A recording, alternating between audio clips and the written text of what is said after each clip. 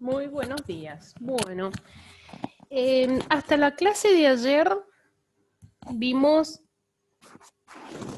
estos sistemas de ecuaciones de la unidad número 5 que comenzamos y tenían que plantear unos sistemas, darle solución a esos sistemas para poder, estos sistemas que les estoy mostrando acá, darle solución para poder determinar si estos sistemas eran consistentes o inconsistentes. Habíamos visto cuál era la condición para que esos sistemas o cómo se relacionaba la resolución algebraica y la gráfica con respecto a esta condición para que dos sistemas, para que dos ecuaciones en un sistema tengan una solución única.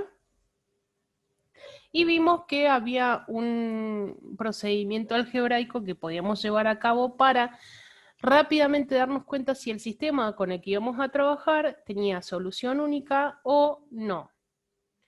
Ese era el teorema resumen que nos decía y nos determinaba si el sistema tiene solución única o no.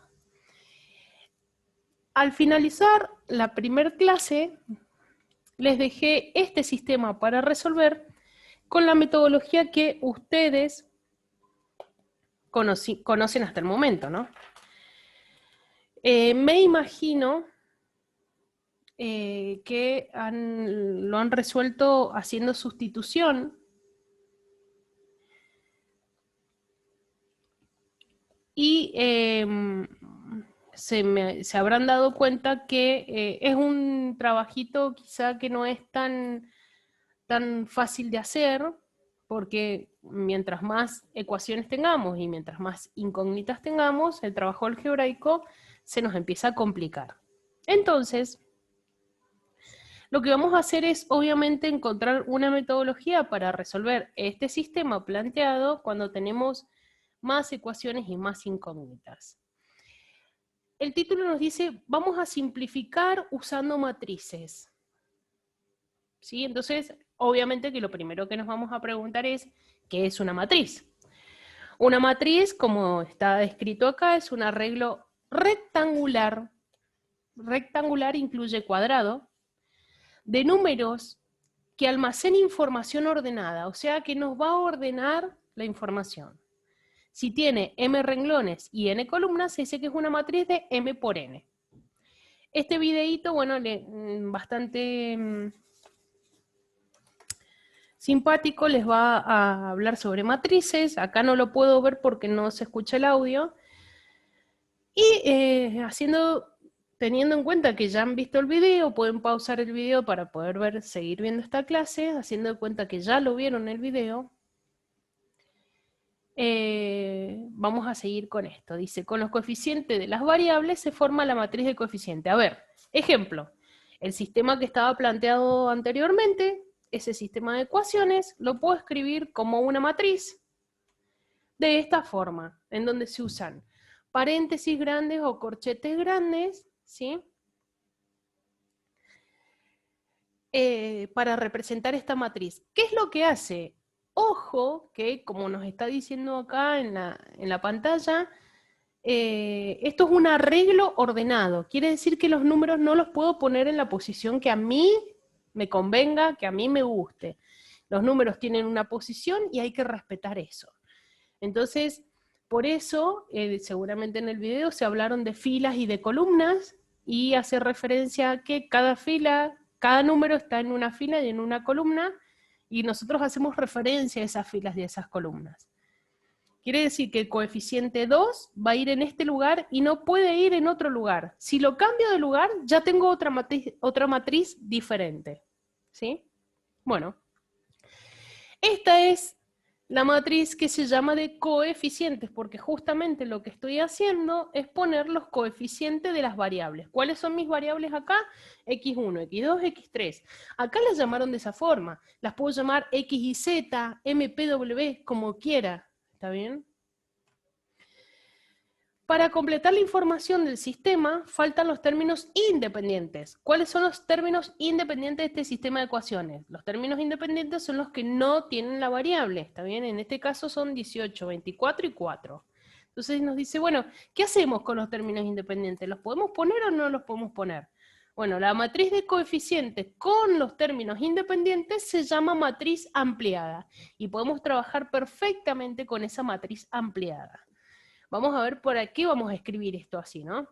Entonces, bueno, la matriz anterior, que la habíamos escrito de esta forma, la podemos ampliar teniendo en cuenta los coeficientes, los términos independientes, y nos queda que esta matriz de coeficientes, al sumar los términos, sumar en el sentido de colocar los términos independientes, nos queda la matriz que se llama ampliada.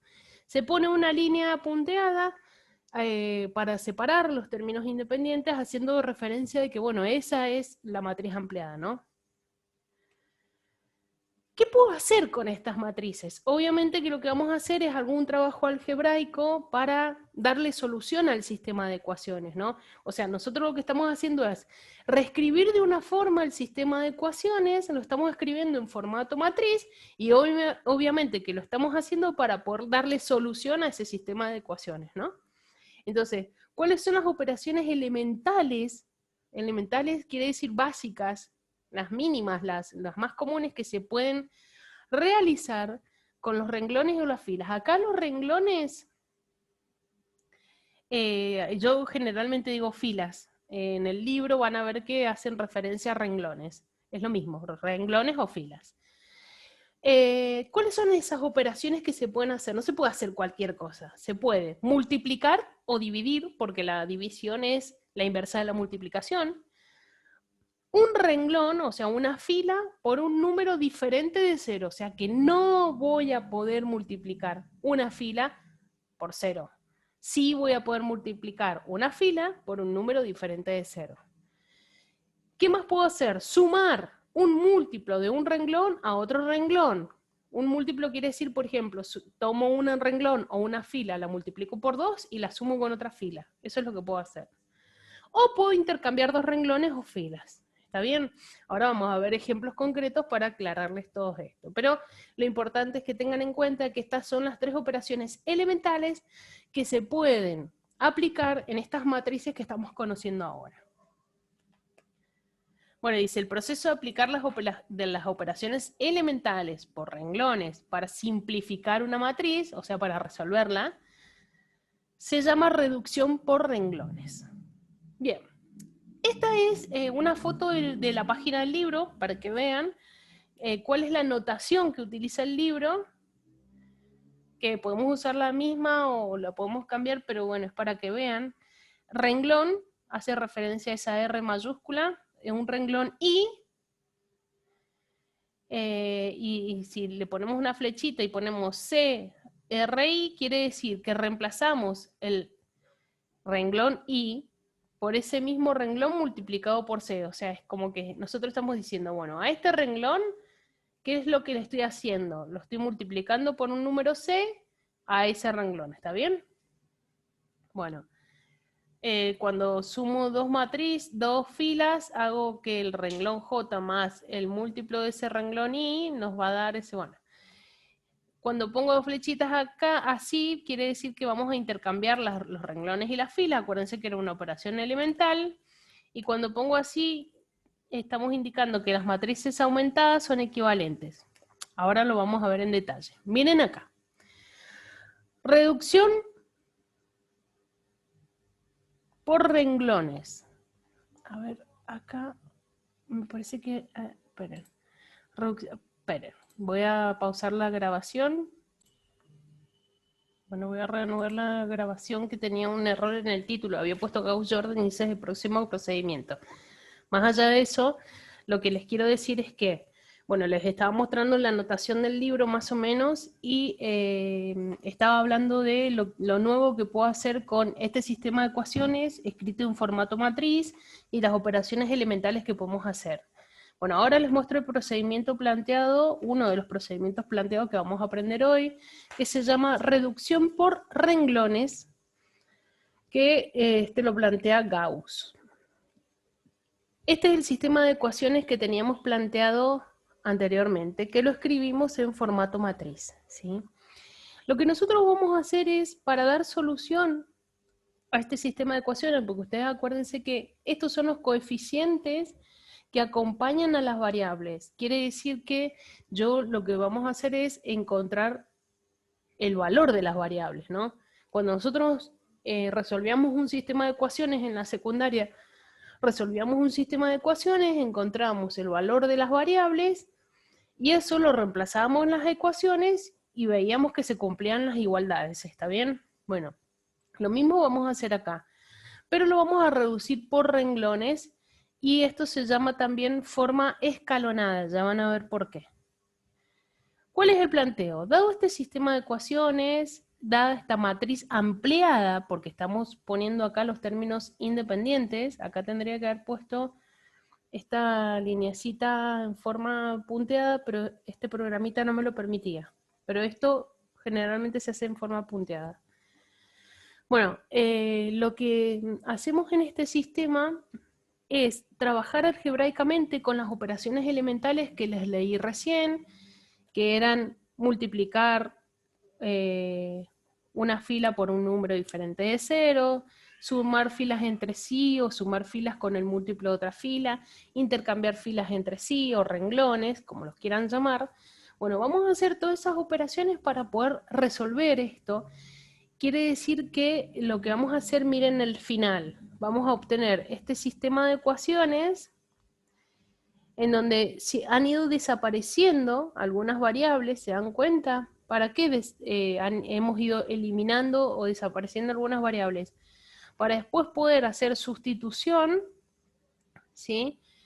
Y darle, si por ejemplo acá ya encontré el valor de cuánto vale la variable x3, esta la puedo sustituir en la ecuación anterior, encontrar el valor de x2, y si ya tengo el valor de x2 y de x3, entonces ya sustituyo en esta ecuación y encuentro el valor de x1, ¿está bien? Entonces encuentro la solución de las variables, que es la solución del sistema. Ese es el objetivo. El formato se llama escalonado porque acá es como que, ven estos unos que se los he marcado con rojo, con líneas punteadas rojas.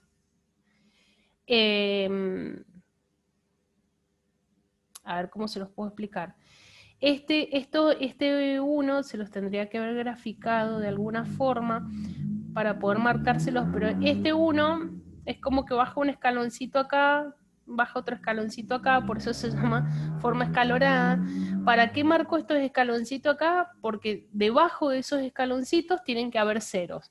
Esos ceros corresponden a que cuando yo reescriba el sistema de ecuaciones, me van a quedar estas posiciones, acá me queda una posición, y acá me quedan dos posiciones vacías. Y ese es el objetivo, ¿no? Bueno, entonces, vamos a ver cuáles son las operaciones que se realizaron acá. Primero, acuérdense que en el libro en vez de fila ponen renglón, y lo que nosotros siempre tenemos que anotar acá, esta flechita, indica que a esta matriz le pasó algo. ¿Qué le pasó? Lo que estoy escribiendo acá. ¿Cómo lo voy a escribir? Indicando quién es la fila que se modificó. ¿Cuál es la fila que se modificó? Yo estoy diciendo acá, por ejemplo, fila 1 es igual a. ¿Está bien? O sea que yo estoy indicando que lo que se modificó en esta matriz original es la fila 1.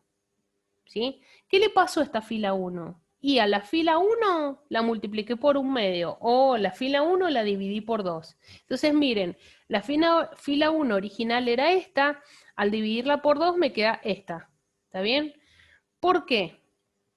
Porque uno de los objetivos más importantes de la reducción por renglones es obtener este formato de sistema o este formato de matriz, en donde, como verán acá, la diagonal principal está formada por coeficientes iguales a 1. ¿Sí? No tengo coeficientes distintos de 1. Debajo de esos 1, en donde se forma el triangulito rojo, tengo ceros. ¿Está bien? Pero entonces, lo más importante es convertir esta diagonal en todos unos. Estos unos se llaman pivot. Este uno es el pivot de la primera fila, el otro uno es el pivot de la segunda fila y el tercer uno es el pivot de la tercera fila. Y cada uno de estos pivots tienen esa posición, no los puedo intercambiar de posición, no puedo poner este 1 primero y este 1 primero, ¿está bien? Este pivot va en esta posición, este pivot va en esta posición y este pivot va en esta posición. Ok, entonces, dado el sistema de ecuaciones, dada la matriz de coeficientes, mi matriz ampliada, la voy a trabajar algebraicamente para llegar al formato de esta matriz. Esta matriz se llama triangular superior, porque, bueno, después van a ver en las clases siguientes que hay clasificación, o sea, hay nombres especiales para las matrices, y esta matriz tiene la característica de que su diagonal principal son todos 1, como dijimos, y debajo de la diagonal principal todos los elementos son 0, ¿ven? Bien, entonces voy a trabajar para eso. Lo primero que hice fue trabajar algebraicamente para que mi número que está ubicado en la posición del pivot se convierta en un 1. ¿Cómo hago para que este 2 se convierta en un 1? Y lo tengo que dividir por 2. Pero si divido por 2 a este 2, tengo que dividir por 2 a toda la fila. ¿Está bien? Acuérdense que las operaciones que hacemos las hacemos en las filas, no en las columnas, en las filas. Entonces, lo primero que hice para convertir esto en 1, divido por 2 a toda la fila. Por eso lo que indiqué acá es que a la fila 1 la divido por 2. Bueno, me queda esto, conseguí el primer pivot. El segundo procedimiento es que, como ven acá, antes de conseguir el segundo pivot que está en esta posición, voy por los ceros que están debajo de mi primer pivot. Entonces analizo en la matriz que me quedó. El 4 que está en la posición donde tengo que conseguir el 0. ¿Qué operación puedo hacer? Con las otras dos filas para que sumando, restando, multiplicando, intercambiando, que son todas las operaciones elementales, este 4 se convierte en un 0. Bueno, ¿qué es lo que hice? Este 4 está en la fila 2, ¿está bien? Entonces digo, bueno, fila 2. Voy a modificar la fila 2. ¿Qué le voy a hacer a esa fila 2? A esa fila 2 le voy a restar 4 veces la fila 1. Pero no voy a volver a modificar la fila 1, porque si no voy a estar yendo y viniendo y nunca voy a llegar al final que necesito. Ya mi fila 1, ya conseguí ese 1, tengo que tratar de no modificarlo. ¿Está bien? O sea que lo que yo voy a modificar acá es, esto van a tener que empezar a hacer cálculos auxiliares para darse cuenta de esto. Lo que tienen que hacer es,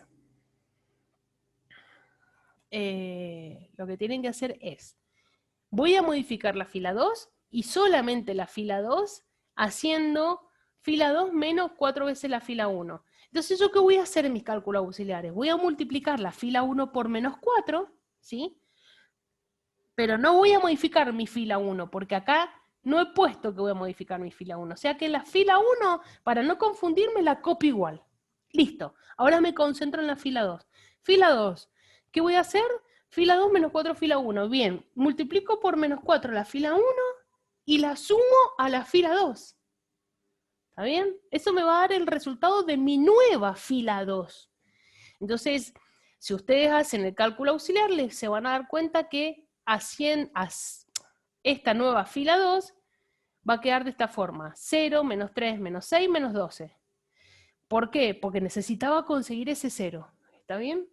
Bueno, lo mismo me pasa para poder conseguir este 0 que estaba en donde estaba este 3. Entonces yo tengo que pensar. Las operaciones que siguen ya las voy a hacer con las filas modificadas, ¿no? O sea, siempre voy tomando la última matriz que me queda. Yo por ejemplo, para modificar este 3, voy a considerar estas filas, no las anteriores, ¿sí? Bien, entonces, para modificar este 3 y convertirlo en 0, ¿qué es lo que hago? Fila 3. A la fila 3 le voy a restar 3 veces la fila 1. ¿Qué fila 1? La que tengo acá, no la anterior. ¿Está bien?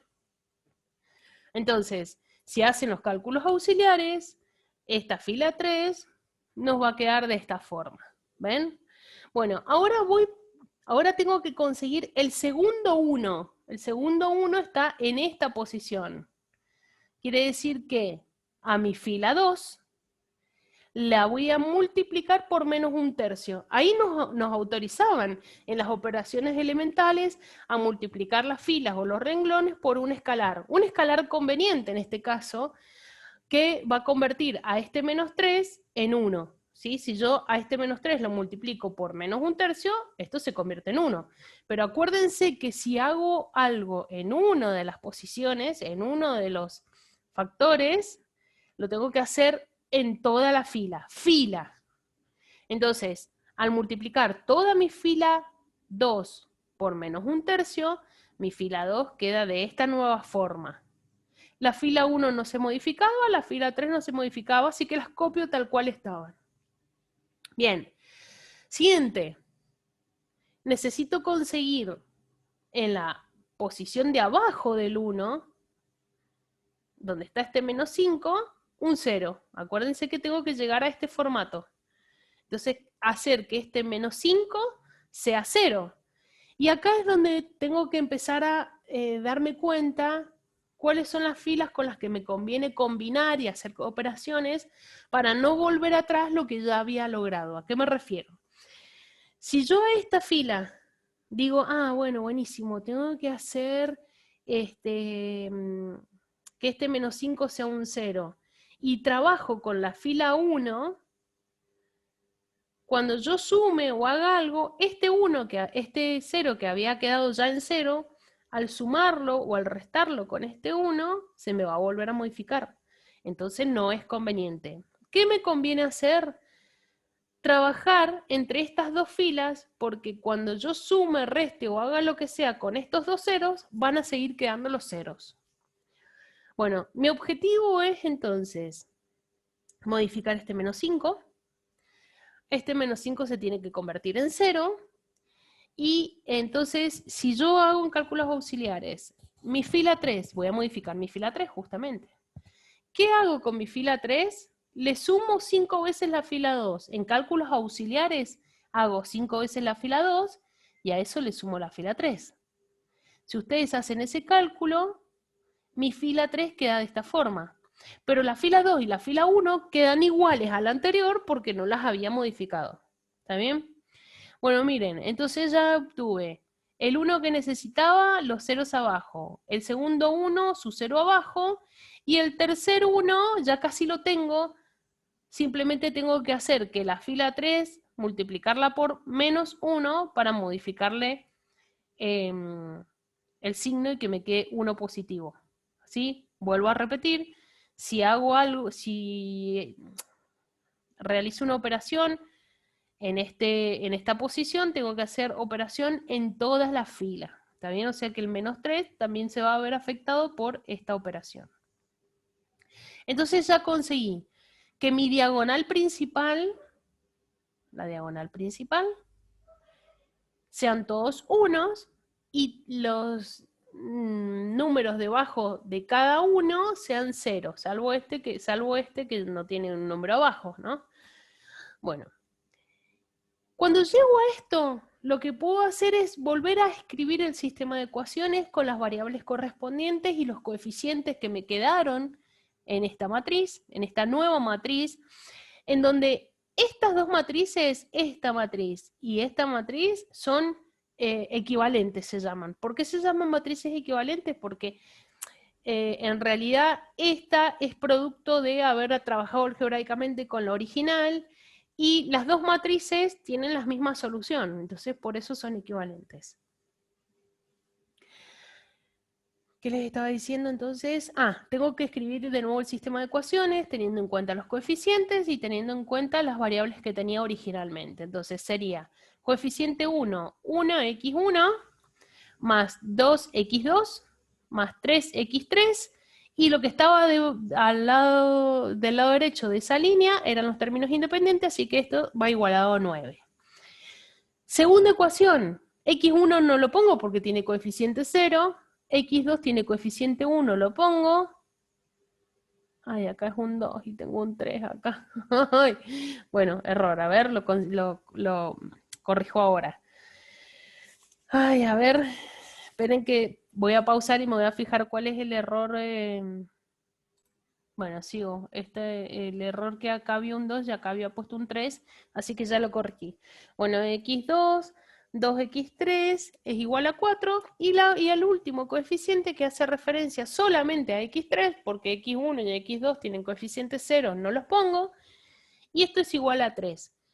Buenísimo que me haya quedado así, porque ahora lo que hago es sustitución regresiva, o sea, sustitución a partir de poder resolver, de poder tener resuelto que ya x3 es igual a 3, y como les dije antes, si ya tengo el resultado, el valor de x3, lo reemplazo en las ecuaciones anteriores y voy obteniendo los resultados de las otras variables.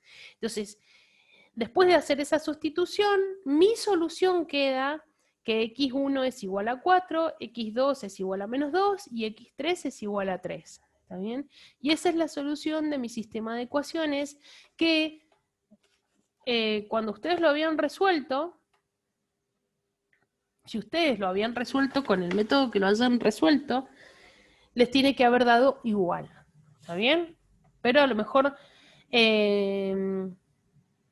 trabajando, yendo y viniendo, bueno, este es un nuevo método que propone Gauss para dar solución al sistema de ecuaciones. Quizá lo vean un poco complicado, pero obviamente que esto requiere mucha práctica.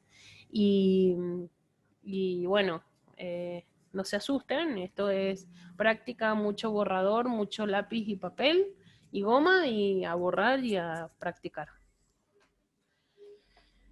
Entonces, bueno, acá se plantean, no se confundan porque este es casi el mismo sistema de ecuaciones que el anterior, pero tiene un término independiente distinto. Así es que lo que se plantea es, bueno, son estos 4 sistemas de ecuaciones que lo que se quiere es que los resuelvan con el método anterior que hemos visto y que los puedan clasificar al sistema en sistema inconsistente o sistema consistente. ¿Cuándo el sistema va a ser consistente o inconsistente? Este sistema resuelto por Gauss es consistente porque tiene solución. En este caso tiene una solución, pero nosotros habíamos visto que se podían tener, acuérdense, sistema consistente o inconsistente. Tenía 2 casos en el que el sistema era consistente. Uno en que la solución era única y el otro en que la solución eran infinitas, ¿sí? Y el sistema inconsistente cuando no había solución. Bueno, entonces lo que se plantea acá es, utilizando el método de Gauss, ¿sí? Poder clasificar estos 4 sistemas en consistente o inconsistentes. Entonces dice que estas matrices en forma escalonada reducida por renglones, lo que nosotros vimos recién es la forma escalonada por renglones, no escalonada reducida. Pero ¿por qué les traigo esta, que es la próxima metodología que vamos a ver? Porque tenemos los pasos 1, 2 y 3 en donde se cumplen y el cuarto es el que hace la diferencia. Dice, todos los renglones, si los hay, cuando ustedes resuelvan los sistemas de ecuaciones que están planteados, se van a dar cuenta y van a poder ver que esta definición la cumplen todos los sistemas que ustedes han resuelto. Todos los renglones hace referencia a cuando ya lo resolví el sistema, todas las filas o renglones, cuyos elementos son todos ceros, aparecen en la parte inferior de la matriz. El primer número diferente de 0, comenzando por la izquierda en cualquier renglón cuyos elementos no todos son 0, es 1. Si 2 renglones sucesivos tienen elementos distintos de 0, entonces el primer 1 en el renglón de abajo está más hacia la derecha que el primer 1 del renglón de arriba. Bueno, vamos a ver si les puedo hacer referencia a lo que nos dice allá. Dice, todos los renglones, si los hay, cuyos elementos son todos ceros, aparecen en la parte inferior de la matriz. Ejemplo, acá les doy una matrices escalonadas por renglones, que es el método que vimos recién, que es el método de Gauss, ¿sí? Dice, vamos de nuevo, todos los renglones, si los hay, o sea que pueden no estar, cuyos elementos son todos ceros, aparecen en la parte inferior de la matriz. Ejemplo, en esta matriz tengo una fila en donde todos sus elementos son ceros, entonces por definición nos dice que si aparece una matriz en donde toda su fila, todos los elementos de su fila son iguales a 0, tienen que estar en la parte inferior. Esta fila, si aparece primera, segunda o entre medio, no puede estar ahí, es decir, que voy a intercambiar entre filas y ponerla en la parte inferior. Necesito que quede así. El primer número diferente de 0, comenzando por la izquierda, en cualquier renglón cuyos elementos no todos son 0, es 1. Eso pasa en todas. El primer elemento que aparece a la izquierda, distinto de 0, no es cualquier elemento, es 1. ¿Está bien? Vuelvo a repetir, estoy hablando, estas son ejemplos ya de matrices resueltas. No son ejemplos de matrices sin aplicar el método de Gauss, ¿está bien? Entonces, cuando yo resuelvo y obtengo el resultado de las matrices, voy a obtener matrices con las características que estamos leyendo. Que si tengo una fila todos de 0, tiene que aparecer en la parte de abajo, que el primer número distinto de 0 es 1, ¿sí? Ven que todo el primer número distinto de 0 es 1, el primer número distinto de 0 es 1, ¿ven? Siguiente. Si dos renglones sucesivos, o sea, dos filas sucesivas tienen elementos distintos de 0, entonces el primer 1 en el renglón de abajo está más hacia la derecha que el primer 1 en el renglón de arriba. Leyéndolo así, como que se escucha recomplicado, pero es tan simple como esto. Me está hablando de renglones sucesivos, o sea, de filas sucesivas, y me está diciendo que acá tengo un 1, siempre voy a tener un 1 porque trabajé para eso, trabajé algebraicamente para eso. Después dijimos que conseguíamos 0 abajo, ¿se acuerdan? El segundo 1 que aparece, que está en esta posición, está a la derecha del 1 de arriba, eso es lo que está diciendo. Y el 1 que aparece abajo, en la siguiente fila, está a la derecha del 1 que estaba arriba, ¿sí? Miren acá, tengo el 1. El 1 que aparece en la segunda fila está a la derecha del 1 anterior, ¿sí? Miren la tercera fila, no hay un 1, hay un 0. Entonces dice,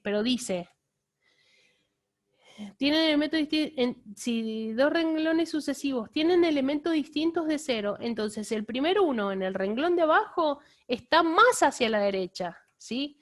Y si yo me pongo a analizar acá, este 1, que es el renglón de abajo, está más hacia la derecha que el 1 de arriba, ¿sí?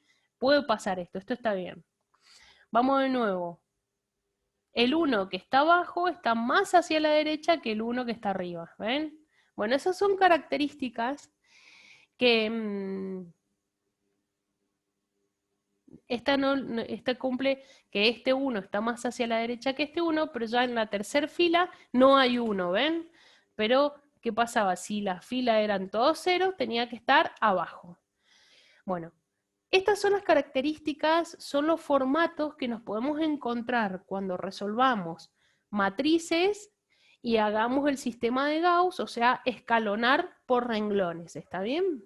Vamos a obtener matrices de esta forma que le van a dar solución a nuestro sistema de ecuaciones.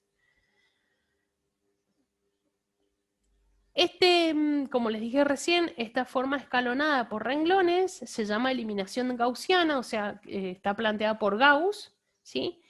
Dice, se reduce por renglón la matriz de coeficientes a la forma escalonada por renglones.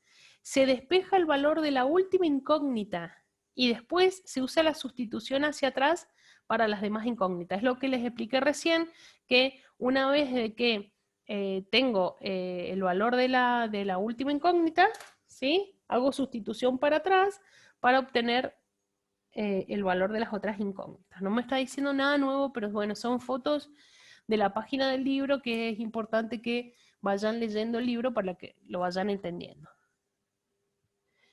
Segundo ejemplo, no, este es el mismo. Ay, les volví a repetir el ejemplo, a ver. Este es un segundo ejemplo, ahí está. Acá estaba el mismo, si quieren lo ven de nuevo. Vamos el sistema es muy parecido, si se dan cuenta, pero acá tienen término independiente 18, 24 y 4, y el siguiente es 18, 24 y 30. Acá cambia el término independiente. Sistema de ecuaciones, ¿sí? Que voy a resolver utilizando la matriz ampliada. Acuérdense que la matriz ampliada tomaba los términos independientes y los ponía a la derecha. ¿Qué es lo que voy a hacer? Voy a trabajar algebraicamente como les enseñé recién, modificando las filas y modificando los elementos que tengo en cada fila para llegar al formato que habíamos dicho en que el primer número distinto de 0 tiene que ser 1, ¿sí? Después debajo de ese 1 tengo que tener ceros. Después en la segunda fila el elemento de la diagonal también tiene que ser 1, ¿sí? El de abajo tiene que ser 0. Bueno, llegar a este formato. ¿Qué pasa acá? Miren que trabajando algebraicamente, en vez de obtener un 1 acá, obtuve un 0. Bueno, ¿qué pasa en ese caso? Vamos a analizar. Es uno de los formatos que me habían planteado acá, ¿no? Ven que estas son todos ejemplos de matrices resueltas y estamos en este caso acá, ¿no?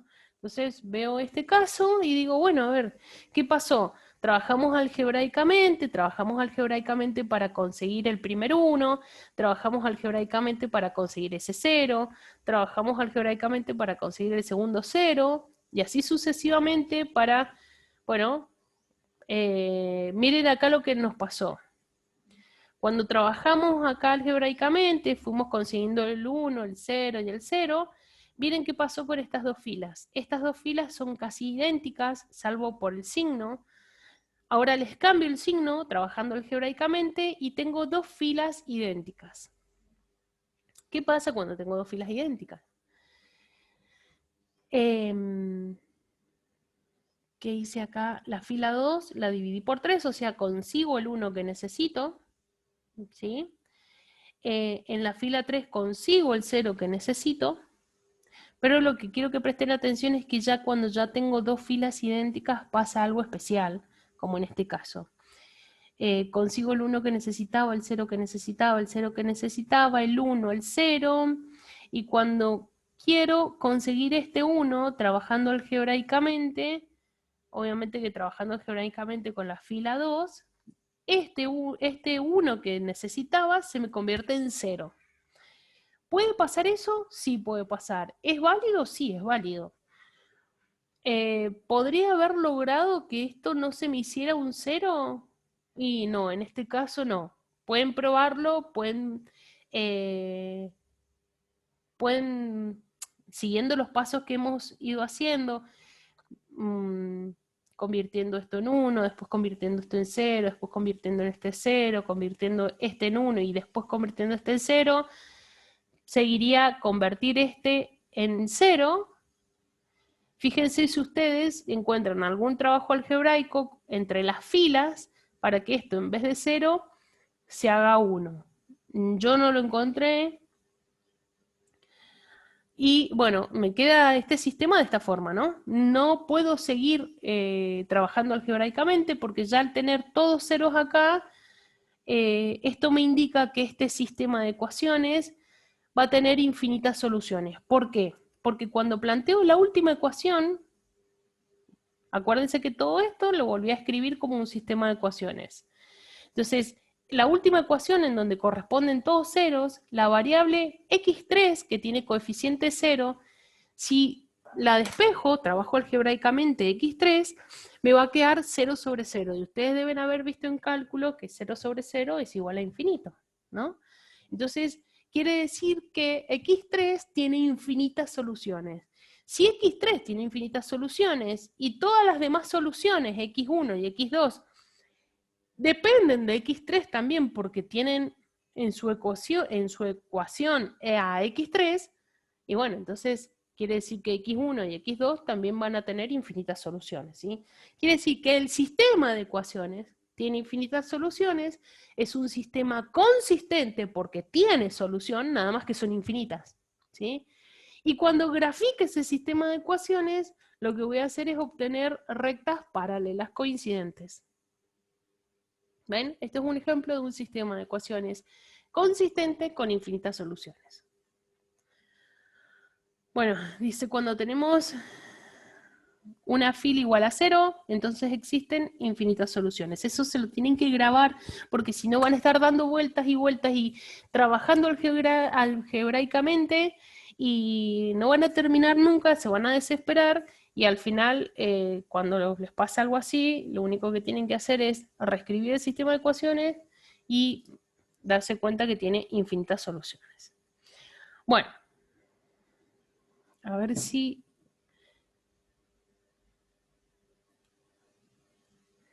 acá empieza otro método, lo voy a dejar para la clase que viene, para no matarles la cabeza. Entonces queda pendiente que resuelvan estos 4 sistemas. Bueno, el primero ya se los resolví, el primero es el ejemplo que sigue. Quedan estos 3 sistemas para que resuelvan y que los puedan definir si son consistentes o inconsistentes y que lo resuelvan con el método de Gauss, obviamente. Nos vemos la clase que viene, sigo con esta unidad y bueno, voy a empezar a hacer así videos como más cortos para que vayan entendiendo, no se haga tan largo y vayan practicando. Abrazo.